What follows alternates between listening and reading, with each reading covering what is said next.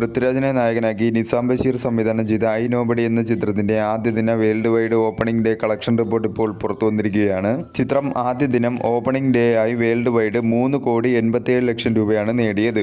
കേരളത്തിൽ നിന്നും 2,26,00,000 രൂപയും കർണാടകത്തിൽ നിന്നും 22 ലക്ഷം രൂപയും തമിഴ്നാട്ടിൽ നിന്നും 11,50,000 രൂപയും തെലുങ്കു സ്റ്റേറ്റിൽ നിന്നും 4,50,000 രൂപയും റെസ്റ്റ് ഓഫ് ഇന്ത്യയിൽ നിന്നും 3 ലക്ഷം രൂപയും ഓവർസീസിൽ നിന്നും 1,20,00,000 രൂപയുമാണ് ചിത്രം ആദ്യ ദിനം ഓപ്പണിംഗ് ഡേ കളക്ഷനായി വേൾഡ് വൈഡ് നേടിയത്. ഒരു ആവറേജ് ആയിട്ടുള്ള ഫസ്റ്റ് ഡേ കളക്ഷനാണ് ചിത്രത്തിന് ആദ്യ ദിനം ലഭിച്ചിരിക്കുന്നത്. കേരളത്തിൽ നിന്നും ചിത്രത്തിന് ഒരു മിക്സർ ആയിട്ടുള്ള റെസ്പോൺസാണ് ലഭിച്ചുകൊണ്ടിരിക്കുന്നത്.